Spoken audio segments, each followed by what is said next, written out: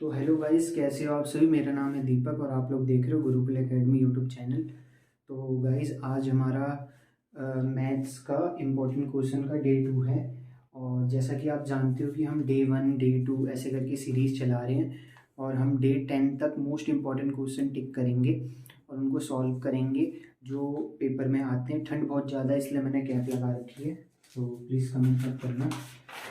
मैंने कुछ क्वेश्चंस बनाए हैं, उनके बेसिस पे हम करते हैं। तो पहला क्वेश्चन हम स्टार्ट करते हैं, बट वीडियो स्टार्ट करने से पहले आपको अगर वीडियो अच्छी लगे एंड तक तो आप बने रहिए और वीडियो को लाइक करिए, एक प्यारा सा कमेंट करिए और कहाँ पे आपको कौन सा क्वेश्चन अच्छा लगा उसको भी बताइए। तो हम पहला क्वेश्चन स्टार्ट करते हैं। सबसे पहले लिखूंगा मैं सबसे पहले question, if sum of the third and the eighth terms of an AP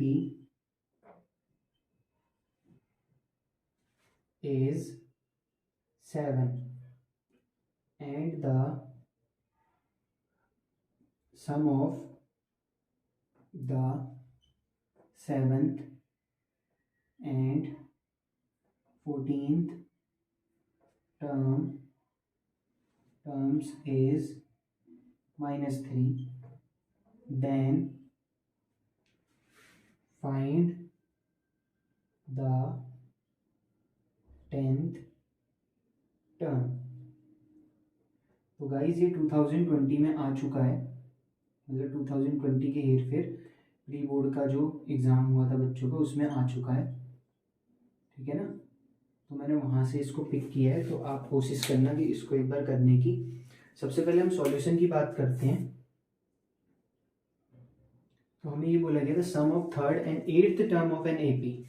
आपको थर्ड मतलब A3 और एट्थ मतलब A8 टर्म का सम दे रखा है। सम बोला गया इसलिए मैं ऐड कर दूंगा। कितना दे रखा है? 7 दे रखा है, तो मैं इक्वल टू 7 रख दूंगा। अच्छा, A3 दे रखा है तो मैं A3 को, मुझे पता है कि अगर मैं यहाँ पे ये वाला इसको मैं पहले बॉक्स में रख देता हूँ ताकि ये इधर उधर ना जाए, बट मैं एक फॉर्मूला डिस्कस करूंगा, an is equal to a plus n minus one into d वाला। तो हमें पता है कि जो an होता है वो a plus n minus one d के बराबर होता है। मतलब यहाँ पे जो d के साथ मल्टीपल आता है वो एक कम आता है n में से। तो एज इट इज मैं उसका उपयोग करके यहाँ पे ये बोलूंगा कि ये a plus n minus one मतलब 3 माइनस वन 2 हो जाएगा और d हो जाएगा। क्लियर है? a8 हो जाएगा मतलब a प्लस 8 माइनस वन मतलब 7 हो जाएगा, 7d हो जाएगा। बराबर में 7 दे रखा है जो कि गिवन है। तो अगर मैं इसको सॉल्व करूंगा तो a और a कितना हो गया 2a और 2d और 7d कितना हो गया 9d, बराबर में कितना हो गया 7 हो गया। ये हमारी पहली इक्वेशन हो गई और इसको मैं पहली इक्वेशन मान के छोड़ दूंगा। होप सो आपको यहाँ तक समझ आ गया होगा। ज़्यादा मैं फास्ट नहीं चल रहा हूँ, बेशक वीडियो में 5 से 6 क्वेश्चन करवाऊँ, बट कोशिश करूंगा मैं कि आपको ये वीडियो में सारे क्वेश्चन समझ आए, ठीक है ना। चलो, ये तो पहली इक्वेशन हो गई और हमने बॉक्स में भी बना दिया और हमने फर्स्ट इक्वेशन करके छोड़ भी दिया। अब मैं सेकेंड इक्वेशन बताऊंगा। इसमें बोला गया था sum of 7th and 14th term, मतलब a7 प्लस a14 बराबर में कितना दे रखा है -3। a7 का मतलब हो गया a plus 6d plus a14 का मतलब हो गया a प्लस 13d, बराबर में कितना दे रखा है -3। इसको सॉल्व करोगे एज इट इज सिमिलरली उससे मिलता जुलता, तो a और a कितना हो गया 2a, 6 और 13 कितना हो गया 19d, बराबर में -3। ये हमारी सेकंड इक्वेशन, इसको हमने सेकंड इक्वेशन मान के छोड़ दिया। अब थोड़ा सा अगर मैं इधर करता हूँ इसको सॉल्व, ज़्यादा इधर उधर नहीं, तो पहली इक्वेशन क्या थी 2a प्लस 9d बराबर में 7 और 2a प्लस 19d बराबर में -3। तो अब आप इसको सॉल्व करोगे, बट कई बच्चों को ये नहीं पता होगा कि इसको सॉल्व कैसे करना है। तो हम इसको एलिमिनेशन मेथड से सॉल्व करेंगे, जो हमने चैप्टर 3 में लीनियर इक्वेशन इन 2 वेरिएबल से पढ़ा होगा। उसमें क्या बोलते हैं कि एक वेरिएबल जो होता है वो बराबर होना चाहिए, या तो x या तो y, बट यहाँ पे वेरिएबल a और d है। तो हम जानते हैं a और d में हमारे पास ए वेरिएबल जो है बराबर है, तो हम क्या करेंगे, साइन चेंज कर देंगे। इसका माइनस प्लस था तो माइनस, प्लस था तो माइनस, माइनस था तो प्लस। अच्छा 2a में से 2a कट गया क्योंकि अब इसका साइन माइनस 2a हो गया था।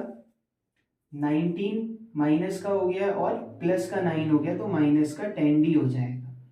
बराबर में 7 और प्लस का 3 कितना हो जाएगा, 10 हो जाएगा। अगर मैं d की वैल्यू निकालूंगा तो 10 ऊपर रहेगा और ये माइनस का 10 नीचे चला जाएगा। इस हिसाब से d की वैल्यू -1 आ जाएगी। मतलब 10 के टेबल में 10 1 बार में आएगा और माइनस का साइन लग जाएगा, है ना। होप सो आपको चीजें समझ आ गई होगी। तो d की वैल्यू अगर मेरे पास 1 आ गई है, तो अब मैं पहली और दूसरी इक्वेशन में से किसी भी इक्वेशन में वो वैल्यू पुट कर दूंगा और a की वैल्यू निकालूंगा। चलो मैं पहली इक्वेशन चूज करता हूँ। पहली इक्वेशन क्या थी, 2a प्लस 9d बराबर में 7। तो 2a की जगह 2a रहेगा, प्लस 9 की जगह 9 और d की जगह माइनस का 1 बराबर में 7। 2a की जगह 2a रहेगा, 9 को -1 से मल्टीप्लाई करोगे तो माइनस का 9 बराबर में 7 रहेगा। 2a यहीं रहेगा, माइनस का 9 उधर जाएगा तो 7 में 9 प्लस हो जाएगा। चलो इसको आगे सॉल्व करते हैं। 2a बराबर में कितना हो जाएगा, 16 हो जाएगा। a की वैल्यू निकालोगे तो 16/2 हो जाएगा और 2 के टेबल में 16 8 बार में आता है, तो a की वैल्यू कितनी हो जाएगी, 8 आ जाएगी। तो उस हिसाब से तो हम ये बोल सकते हैं कि यहाँ पे a की वैल्यू कितनी आ गई, 8, और d की वैल्यू कितनी आ गई, -1। अब मुझे निकालने क्या बोला गया था, मुझे निकालने बोला गया था, फाइंड क्या करना था, मुझे फाइंड करना था 10th टर्म, मतलब a10, जो कि मेरे पास a प्लस 9d होता है। a कितना था, 8 प्लस 9, d कितना था मेरे पास, अभी मैंने निकाला था माइनस का 1, ठीक है ना। 8 और 9 जब -1 से मल्टीप्लाई होगा तो माइनस का 9, इस हिसाब से तो a10 कितना आ जाएगा, माइनस का 1 आ जाएगा। तो आप देख रहे हो क्वेश्चन को कितना घुमाया गया है और सॉल्व करते समय ज़्यादा हिंड्रेंस नहीं हुई है। तो होप सो आपको ये क्वेश्चन समझ आ गया होगा।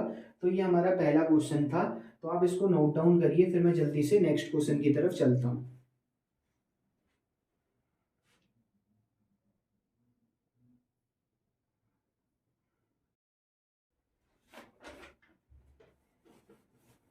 होप सो आपने यहाँ पे नोट डाउन कर लिया होगा। ओहो, डे 2 मिट गया, कोई बात नहीं, दोबारा लिखूंगा मैं।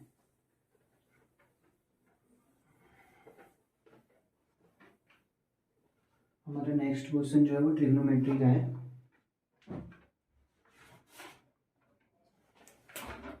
डे 2 दोबारा लिख देता हूँ मैं यहाँ पे।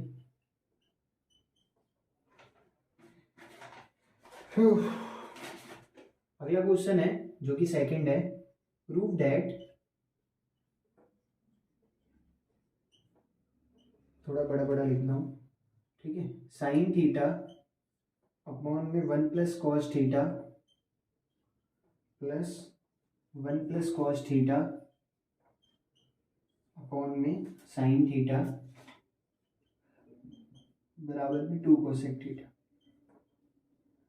तो हमें क्या करना है, हमें क्वेश्चन में दे रखा है कि प्रूफ करना है कि ये वाली वैल्यू जो है वो राइट वाली वैल्यू के बराबर है, ठीक है। तो सबसे पहले जब भी हमें ऐसा क्वेश्चन दिया जाता है प्रूफ करने वाला, तो याद रखना हमें 2 से 3 चीज याद रखनी है। जैसे कुछ मैं फॉर्मूलाज यहाँ बॉक्स में बना के लिख देता हूँ कि कोसेक थीटा जो होता है, छोटा छोटा लिखूंगा मैं, वो 1/sin थीटा के बराबर होता है, रिप्लेस करना है। और टेन थीटा जो होता है वो sign theta upon cos theta के बराबर होता है। कॉट तो इसका उल्टा होता है तो कॉस अपॉन साइन हो जाएगा। सेक थीटा जो होता है वो 1/cos थीटा के बराबर होता है, ठीक है। ये छोटी छोटी चीजें आपने याद रखनी है। और कुछ ऐसे फॉर्मूला जैसे sine square theta plus cos square theta जो होता है वो 1 के बराबर होता है, ठीक है ना। ये 2 4 5 फॉर्मूलाज हैं जो आपने यूज करने हर जगह। सबसे पहले आपके पास जो भी प्रूफ करने वाला आता है, आपकी कोशिश ये होनी चाहिए कि उसको साइन कॉस इस टर्म में तोड़ना है, ब्रेक करना है। तो सबसे पहले यहाँ पे तो यूजेबल नहीं होगा, बट यहाँ पे मेरे पास 2 टर्म है, एक है लेफ्ट हैंड साइड और एक है RHS मतलब राइट हैंड साइड। मतलब लेफ्ट हैंड साइड में मुझे ये टर्म दे रखी है, मुझे उसको ऐसे प्रूव करना है कि राइट हैंड साइड वाली टर्म आ जाए। ठीक है ना। तो सबसे पहले मैं लिखूंगा वी हैव, जब भी हम प्रूव करते हैं वी हैव LHS था हमारे पास, तो हम LHS को उतार देंगे as it is, sine theta upon पे 1 plus cos theta plus 1 plus cos theta upon में साइन थीटा। हमारे पास ये गिवन था ना, तो मैंने लिख दिया। होप सो समझ आया होगा। अब हमने क्या करना है, अब हमने, मुझे पता है कि बेसिक टर्म मेरे पास ये होगी कि जब भी मेरे पास नॉर्मल टर्म होती है, अगर मेरे पास एग्जांपल के लिए 2/3 है और 5/6 है, तो मैं क्या करूँगा, 6 को 2 से मल्टीप्लाई करूँगा, 3 को 5 से मल्टीप्लाई करूँगा और इन दोनों को मल्टीप्लाई करूँगा एक दूसरे से, 3 × 6। तो मैं एज इट इज़ यहाँ पे भी करूँगा। सिमिलरली मैं ऐसे ही करूँगा, क्योंकि बेसिक मैथ्स के कैलकुलेशन में यही चीज़ करते हैं। तो साइन थीटा को साइन थीटा से क्रॉस मल्टीप्लाई करूँगा, इसको इससे मल्टीप्लाई करूँगा और इन दोनों को भी इंडिविजुअली एक दूसरे से मल्टीप्लाई करूँगा। तो साइन थीटा को साइन थीटा से मल्टीप्लाई किया तो क्या आ गया, sine square theta plus 1 plus cos theta को 1 प्लस कॉस थीटा से मल्टीप्लाई किया तो 1 प्लस कॉस थीटा का होल स्क्वायर आ गया, अपॉन में 1 प्लस कॉस थीटा को जब मैंने साइन थीटा से मल्टीप्लाई किया तो मल्टीप्लाई में आ गया। कोई दिक्कत तो नहीं है। और LHS की ये एरो बनाते हुए चलना है आपने। तो साइन स्क्वायर थीटा की जगह साइन स्क्वायर थीटा ही रख देते हैं। यहाँ पे a प्लस बी का होल स्क्वायर का फॉर्मूला होगा, मतलब a स्क्वायर, 1 का स्क्वायर 1 आएगा, प्लस कॉस थीटा का स्क्वायर कॉस स्क्वायर थीटा आएगा, प्लस 2ab मतलब 2 × 1 × कॉस थीटा। तो आंसर कितना आ जाएगा, 2 कॉस थीटा आ जाएगा। होप सो चीज़ें समझ आ गई होगी। अब नीचे देखते हैं कि साइन थीटा और 1 प्लस कॉस थीटा मल्टीप्लाई होगा, तो मैं इसको ऐसे ही रख देता हूँ। तो 1 प्लस कॉस थीटा मल्टीप्लाई हो जाएगा साइन थीटा से। ठीक है, एज इट इज़ ऐसे ही रखते हैं, ज़्यादा छेड़ाखानी नहीं करते। बट अभी मैंने आपको एक चीज़ बताई कि साइन स्क्वायर थीटा और कॉस स्क्वायर थीटा यहाँ पे क्या होता है, 1 होता है। तो इसको और इसको मैं जब प्लस करूँगा तो वो क्या आ जाएगा, 1 आ जाएगा, और प्लस का 1 तो है ही, प्लस का 2 कॉस थीटा भी है। होप सो समझ आ रहा होगा। अपॉन में 1 plus cos theta, bracket close करके साइन थीटा। ठीक है ना, कोई दिक्कत तो नहीं है।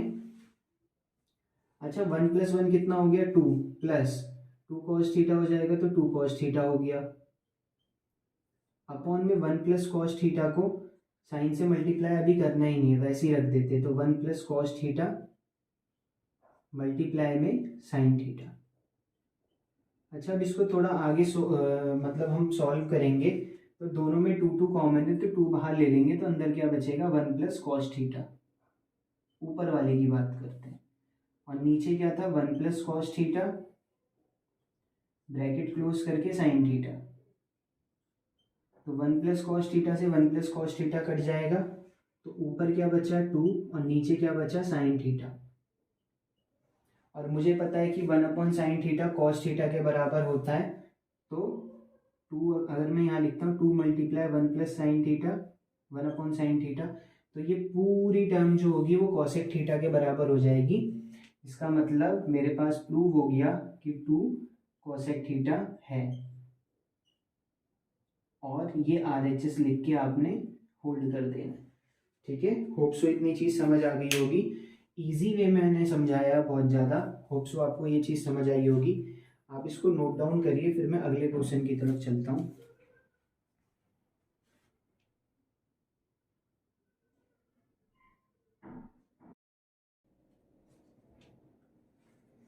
तो थर्ड क्वेश्चन हमारा है, डे 2 लिख देता हूँ मैं दोबारा से। थर्ड क्वेश्चन है हमारा, क्वेश्चन बोला गया इफ p ब्रैकेट में a/3, 4 is the mid point, MP लिख दिया मैंने, mid point of the line segment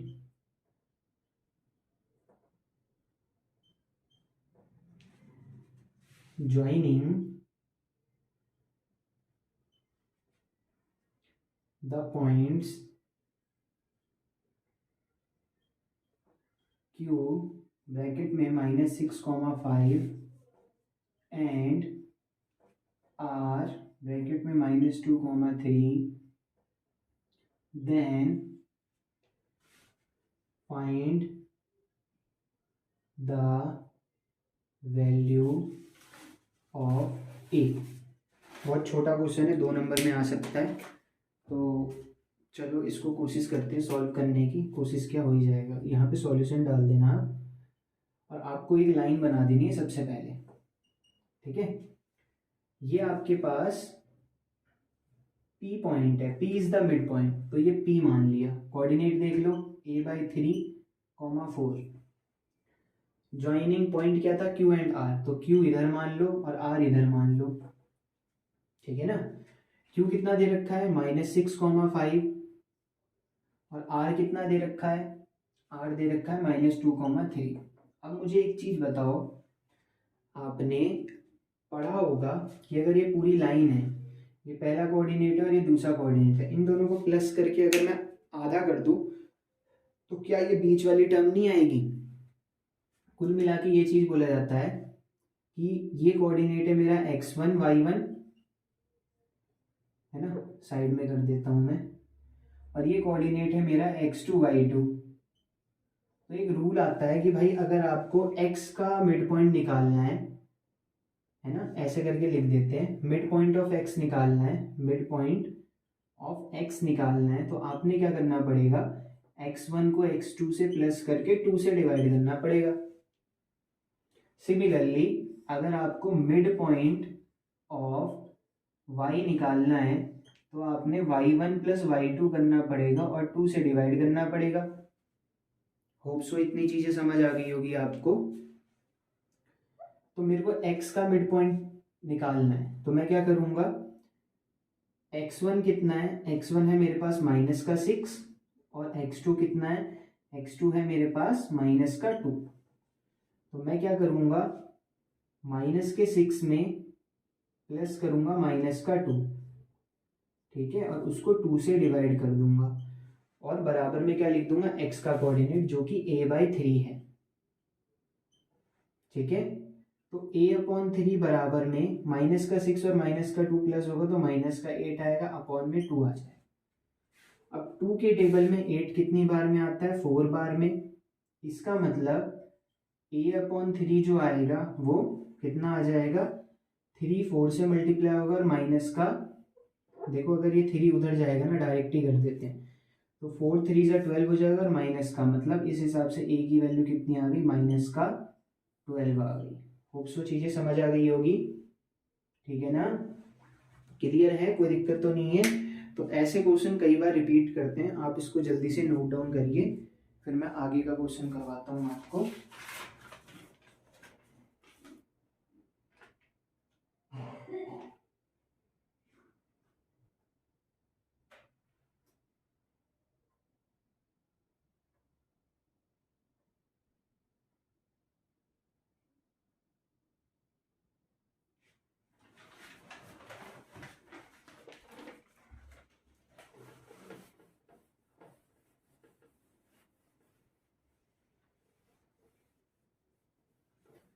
fourth question करते हैं हम, अगला वाला, ठीक है।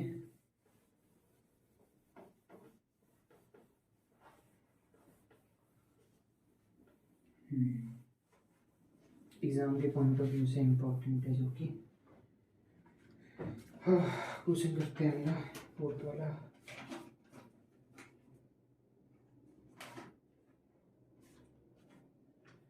Question fourth, check the points a bracket में 4, 3,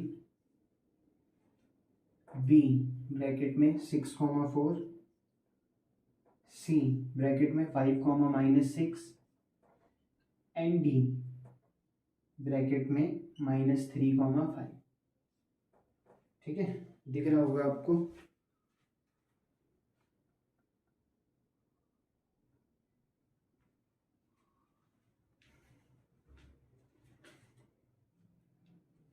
Are the vertices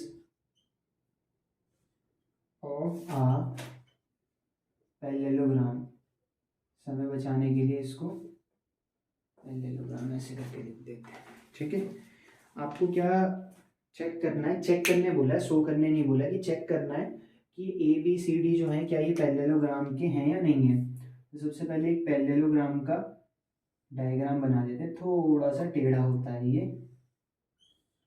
ठीक है, ज़्यादा नहीं, थोड़ा सा टेढ़ा होता है, ABC और D। ठीक है, A क्या था 4,3, B क्या था 6,4, C क्या था 5,-6 और D क्या था -3,5। थोड़ा dot dot dot dot line, centre O मान लो जहाँ पे इंटरसेक्ट हो रहा होगा। क्लियर है?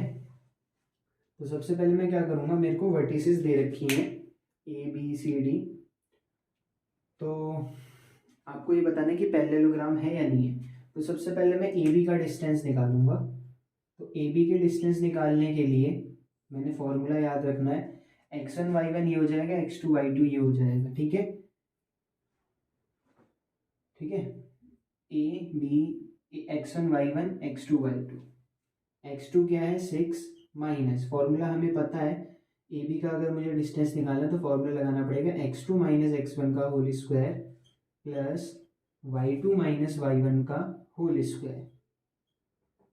ठीक है, तो x2 क्या होगा 6 माइनस x1 कितना होगा 4 उसका स्क्वायर प्लस y2 कितना होगा 4 माइनस y1 कितना होगा 3 उसका स्क्वायर।